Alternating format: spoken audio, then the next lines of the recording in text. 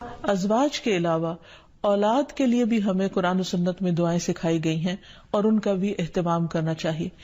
انسان اپنی زندگی میں اپنی بہترین کمائی اپنی اولاد ہی کو سمجھتا ہے، اور انسان اپنی زندگی کا بہترین سرمایہ اپنی اولاد پر خرچ کرتا ہے، اور اپنے بعد بھی ان کے لیے ہر طرح کی راحتیں اور نعمتیں چھوڑ کر جانا چاہتا ہے. لیکن اگر اولاد نیک ہو تو وہ والدین کے لیے صدقہ جاریہ بھی بنتی ہے، اور والدین کے خون پسینے کی کمائی کو ان کی زندگی میں اور ان کی زندگی کے بعد بہترین جگہوں پر استعمال کرتی. لیکن اگر اولاد بگڑی ہوئی ہو تو زندگی میں بھی انسان کے لیے اذیت اور عذاب ہے، اور بعد میں بھی اس کے مال کو ضائع کرنے والی ہوتی ہے اور اس کے لیے بدنامی کا سبب بنتی ہے. اس لیے خصوصی طور پر اولاد کے لیے دعائیں کرتے رہنا چاہیے. نبی صلی اللہ علیہ وسلم نے فرمایا 3 قسم کے لوگوں کی دعائیں قبول ہوتی ہیں اور ان کی قبولیت میں کوئی شک و شبہ نہیں: مظلوم کی دعا، مسافر کی دعا، اور والد کی دعا اپنی اولاد کے لیے. یعنی جب باپ اپنے بچوں کے لیے دعا کرتا ہے تو وہ دعا بھی قبول ہوتی ہے. اسی طرح نبی صلی اللہ علیہ وسلم نے اس بات سے بھی منع کیا کہ کوئی اپنی اولاد کے خلاف دعا کرے یا اس کو بد دعا دے، کیونکہ وہ بھی قبول ہو جاتی ہے اور پھر انسان کے لیے پریشانی کا باعث بنتی ہے. اس سلسلے میں نبی صلی اللہ علیہ وسلم نے فرمایا اپنی اولاد کو بد دعا نہ دو، ایسا نہ ہو کہ وہ اللہ کی طرف سے قبولیت کی گھڑی ہو اور وہ تمہارے لیے قبول کر لے. اور اگر انسان کی ایسی دعا قبول ہو جائے تو پھر انسان کے لیے سخت پریشانی کا باعث ہو سکتی ہے یہ بات. پھر اسی طرح یہ ہے کہ اگر کسی کی اولاد نہ ہو تو اس کے لیے بھی دعا سکھائی گئی ہے، اور وہ دعا ابراہیم علیہ السلام کی دعا ہے، جس میں وہ کہتے ہیں رب ہب لی من الصالحین، اے میرے رب مجھے نیک اولاد عطا فرما، صالح لوگوں میں سے عطا فرما. فبشرناہ بغلام حلیم، تو ہم نے اسے ایک بردبار بیٹے کی بشارت دی.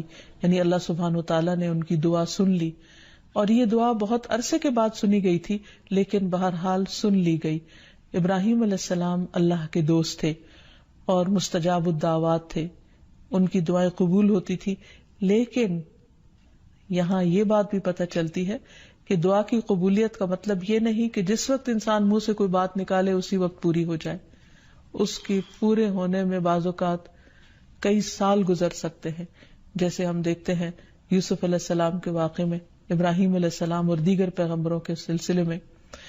اور پھر ہم اس بارے میں یہ بھی دیکھتے ہیں کہ جس طرح ابراہیم علیہ السلام کی دعائیں قبول ہوئی تو انہوں نے اپنے رب کا اس پر شکر بھی ادا کیا اور فرمایا الحمدللہ الذی وہب لی علی الکبر اسماعیل و اسحاق ان ربی لسمیع الدعاء، کہ اللہ کا شکر ہے جس نے مجھے بڑھاپے میں اسماعیل اور اسحاق جیسی اولاد دی، بلا شبہ میرا پروردگار دعائیں سننے والا ہے.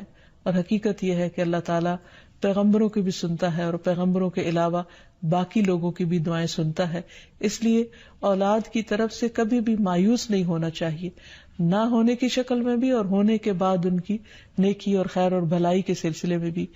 اور اس میں ہم دیکھتے ہیں کہ زکریا علیہ السلام کی بھی اولاد نہیں تھی تو وہ بھی بڑھاپے تک مایوس نہیں ہوئے اور دعا مانگتے رہے. اور اس سلسلے میں آتا ہے کہ وہ جب دعا مانگتے تو کہتے رب ہب لی من لدنک ذریۃ طیبہ انک سمیع الدعاء، کہ اے میرے پروردگار تو مجھے اپنے پاس سے نیک اور پاکیزہ سیرت اولاد عطا فرما، تو ہی دعا کا سننے والا ہے.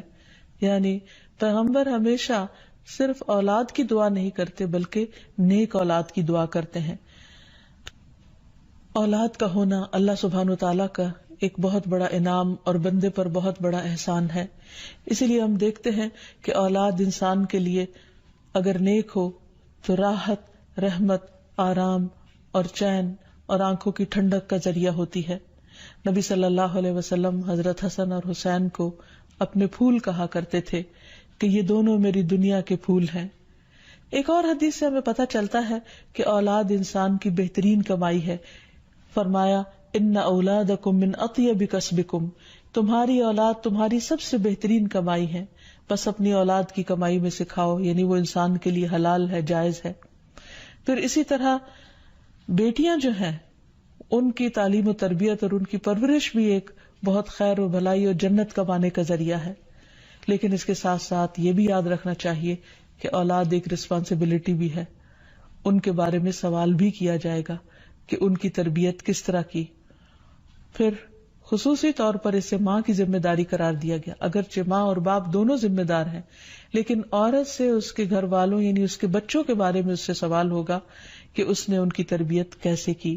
تو اس لیے ہم سب پر لازم ہے کہ ہم اپنے بچوں کی دینی اور دنیاوی دونوں طرح سے بہترین تربیت کرنے کی کوشش کریں.